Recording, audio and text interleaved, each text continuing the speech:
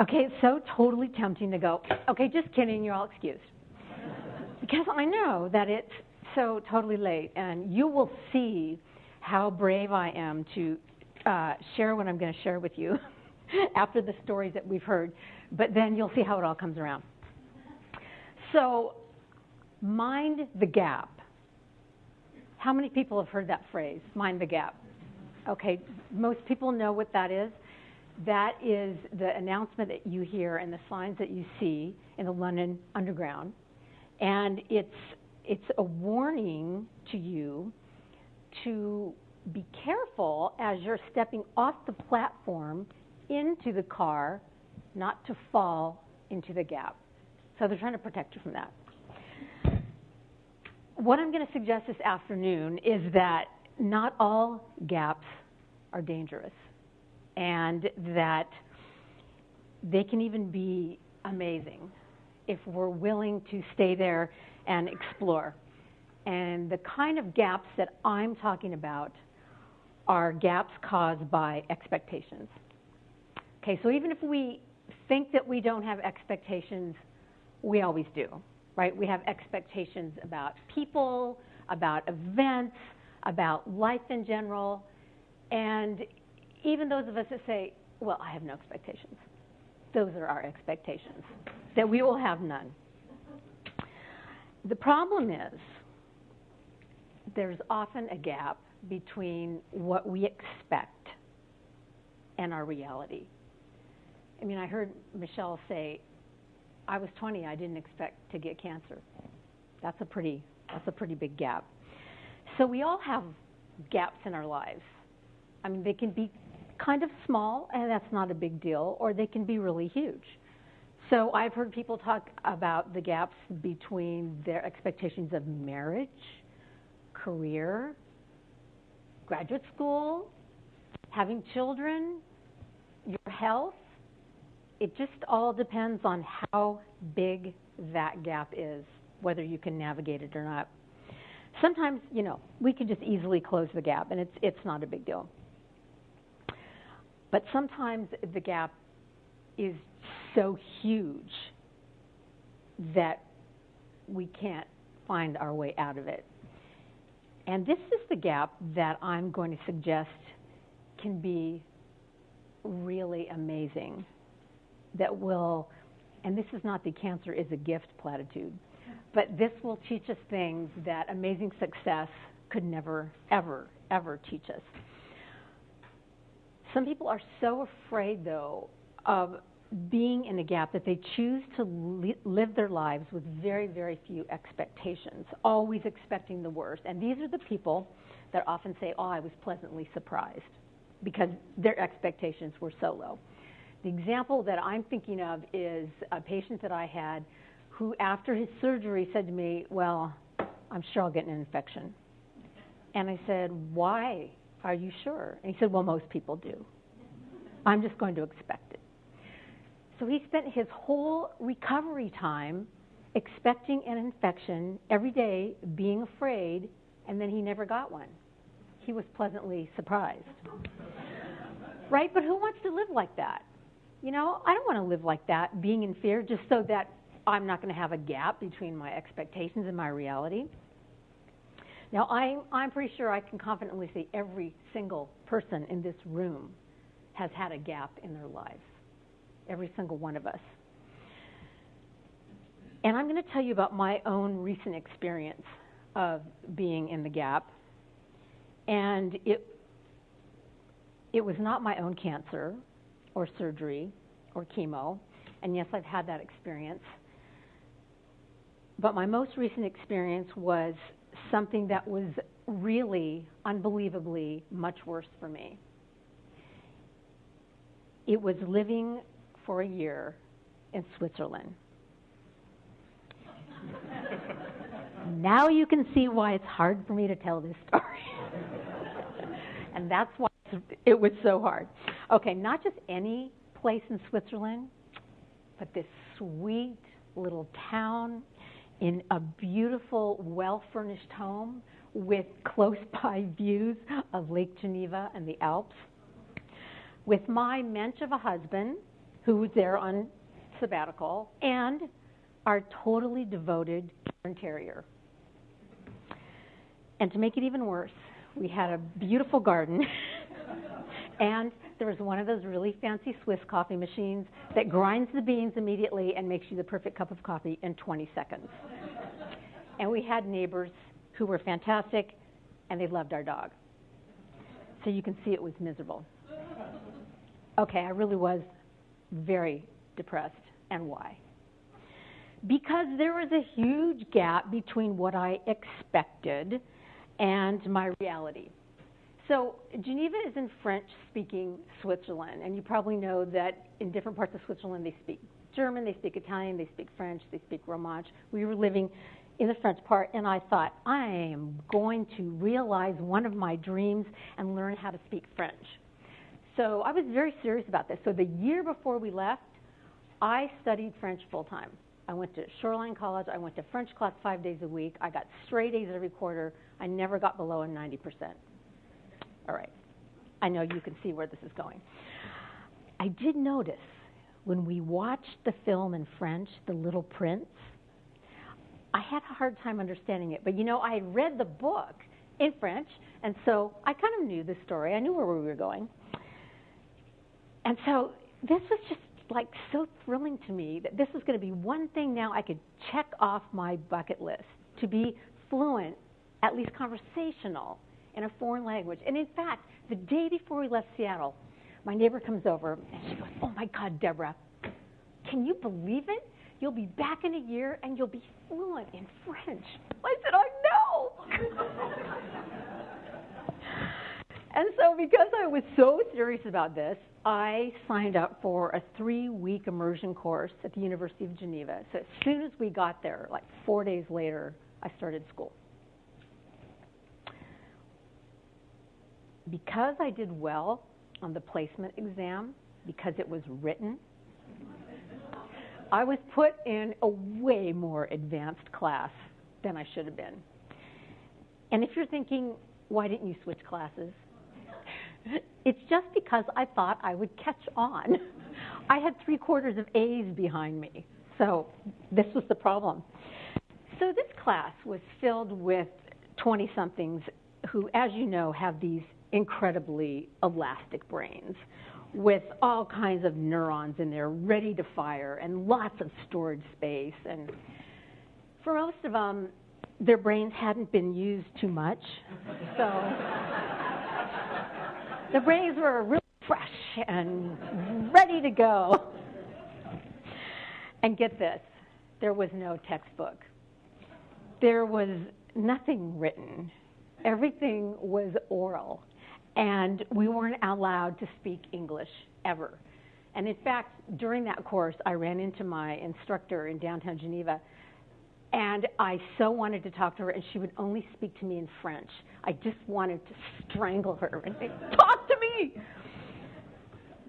So it was really a miserable experience for me. And the real bitch of it was, I could actually put words together and make a sentence in French, but then people would respond to me.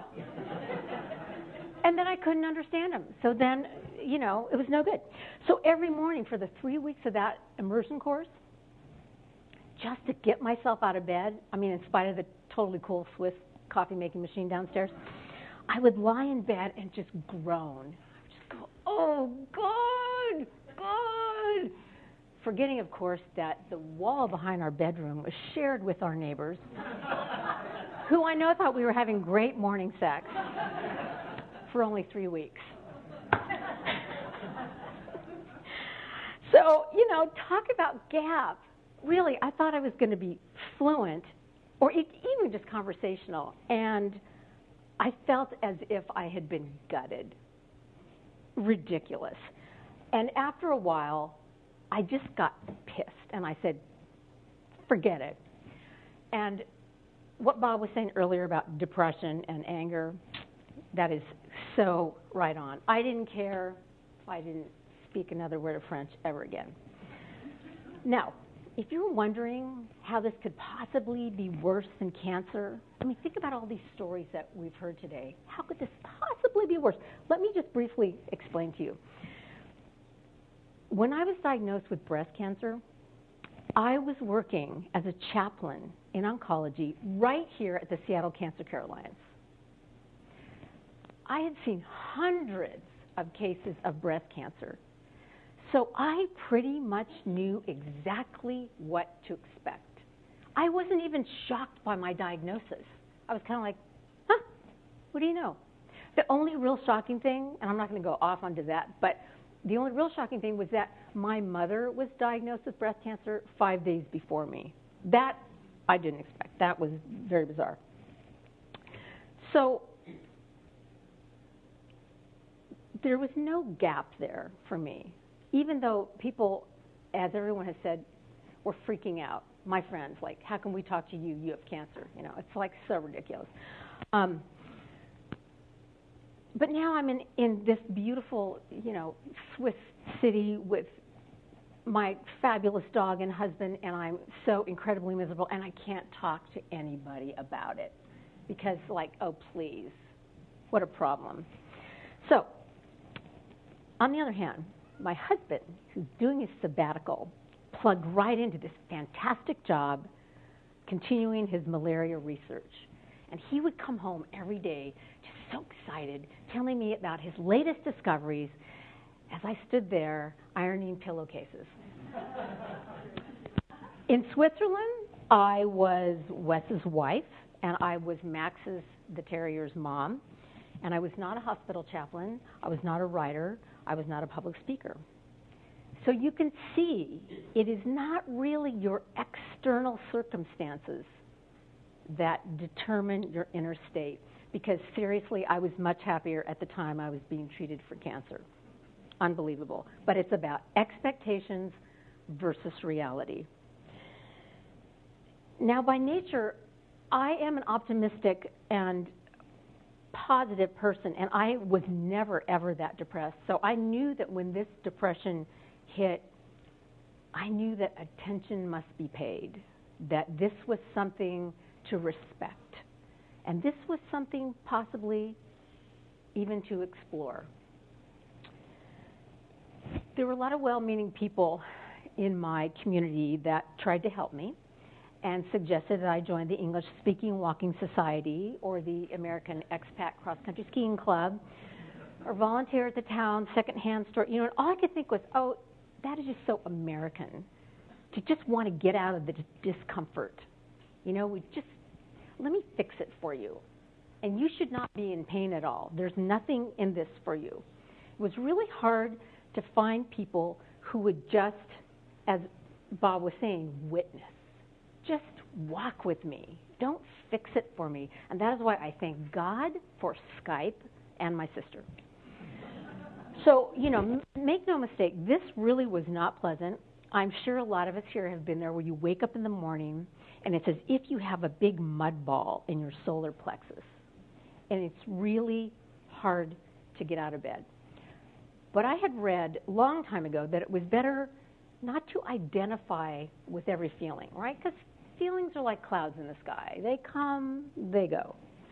So instead of saying, I am depressed, and taking it on as an identity, I'd say to my husband, I feel depressed.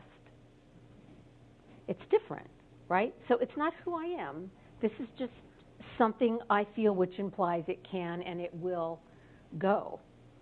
And I decided I will simply live in it. And I did. And I really did feel like I was in the Grand Canyon of a gap, but instead of trying to signal a helicopter to fly me out, I decided to hike around. And I found some really interesting things. First of all, I became an introvert, even at English-speaking events. So there was one event in particular, I was literally leaning against a wall, staring at people's shoes. If you ever want opinions on footwear, ask an introvert. I noticed they wear all kinds of unusual shoes in Europe. And as an introvert, I became a close observer, and I became really aware of not just what people wore, but how they spoke, and did they make eye contact with one another, and how they held themselves, and how they cut their food, and did they switch the knife in the middle, or that kind of thing. And I really felt like a different person. I started smiling without showing my teeth, you know, kind of a Mona Lisa kind of thing. And I just allowed myself to feel really crappy about my loss of identity, which caused me to start to ask some really big questions. And I think everybody here knows this. Any kind of life-changing event, either your own or diagnosis, that's the stuff that will stop you in your tracks and make you question your very existence. And now you are on a mystical journey, and you will be transformed. So I know it's all very well and good for me to stand here at the end of the afternoon and tell you to enjoy your misery and have fun suffering. Just hang in there and don't be afraid of the dark. You'll be transformed. But how? So I'm just going to share with you a few things that were helpful for me and advice that I've gotten from other super wise people. As I mentioned before, we don't need to take on our feelings as our identity. Feelings come, feelings go, right? I mean, think about the last time you looked up in your rearview mirror and you saw red flashing lights. Are you feeling that same way right now? God, I really hope not. That would be like so bad. But that's just an example of like feelings come, feelings go. So don't take it on as your identity. And I think it's different for everyone, but I do think it's possible to live in that gap and explore it, and don't take it on as your identity. Like I said, I was always careful to say I feel depressed, not I am depressed, because words are important. Words matter. The second thing is exploring that gap with an attitude of curiosity. You know, when you develop your curiosity about something, suddenly everything becomes more interesting and less intimidating. So you're asking questions like, I wonder what this experience will be like. I wonder who I'll meet. I wonder who I'll become. How will this affect my family? So now it's just, this is just much more interesting. I'm not saying that it changes the facts of your existence, but it changes how you view it and how you experience it. And then there's just some physical things to do that are so, so healthy. I truly believe we have to spend time each day not doing, just being.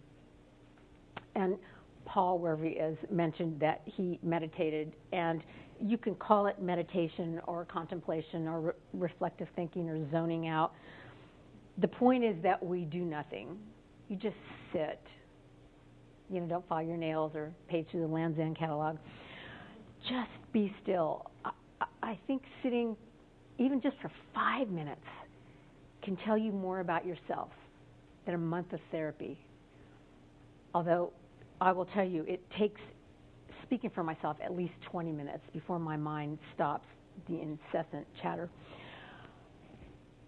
And then another really simple thing is just to get outside every single day, even for 5 minutes, unless, you know, the weather's truly dangerous or this is going to endanger your health. And, you know, we don't have to climb Mount Rainier or be in Hawaii. It's just, there's something about being outside that feeds our souls. There's something about having nothing over your head that heals your heart. Now, we had our dog Max with us, and as you know, if you have a dog, or even if you don't, every day you have to walk your dog. I mean, you have to walk your dog. So as depressed as I felt, I walked Max every day through beautiful fields of wheat and sunflower and shady forests and open pastures, and this was priceless because it not only got me outside, but also because I was putting another creature, my dog, ahead of myself. Now, this is really key, because when you're feeling like you're in the gap and you're kind of worthless and you have no identity, doing something for somebody else is incredibly empowering, because not only does it get you outside of yourself, but it reminds you, yes, you do have worth. You do have something to offer. Those of us who have families have that sort of built in, because they're there and they have needs and we want to take care of them. So I had to cook and I had to walk my dog, and that was really therapeutic for me, especially walking the dog. And I'll admit that there was some serious chocolate consumption. We were living in Switzerland, so thank God we weren't living in France. But, I mean, Switzerland does make some good wine, but to get the good stuff is really expensive. So it's already expensive in Switzerland. So I thought that year was supposed to be about me learning French, but it wasn't. It was really about me discovering sides of myself that I didn't know were there. And it was about learning to shed my false self and get in touch with my true self, which, as you know, is an ongoing process. And I've been back for almost a year, and there's a lot to be gained from time and perspective. It's kind of like if you are watching a film and into the frame comes a flower, and we think, oh, that's just such a beautiful flower. And then the camera pulls back, and you say, oh, it's a flower on a stem. And then the camera pulls back even more, and you see, oh, well, God, it's a flower in a big bouquet. Then you start thinking, well, what, is that a bouquet? Or is that a prom thing? Or is it a wedding? Or is it a funeral arrangement? And then the camera pulls back even more. Oh, it's none of those things. It's a Seattle Home and Garden Show. Okay, so the point is that you can't really know until you have that distance. You have that perspective. You have some time. So being in the gap doesn't mean that necessarily you're in some gigantic super depression. It just is the difference between expectations and reality and how we feel about it. And if we can relax, observe, and just allow it, in spite of how uncomfortable we are, then we can explore it and see what we find. You might be in a gap right now, at this very moment. I mean, maybe you thought this day, maybe you thought this talk was going to be something completely different. So, okay, so let's agree, when we go home this afternoon, that we will all think about what we expected today to be and what it turned out to be. Just think about that and ponder that. If there's a gap, just stay in that just for a little bit.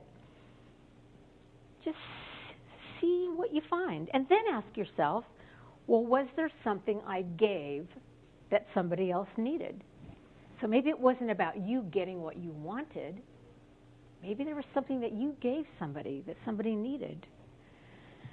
The thing is about that is that sometimes we give something to somebody that they needed and we never even know it.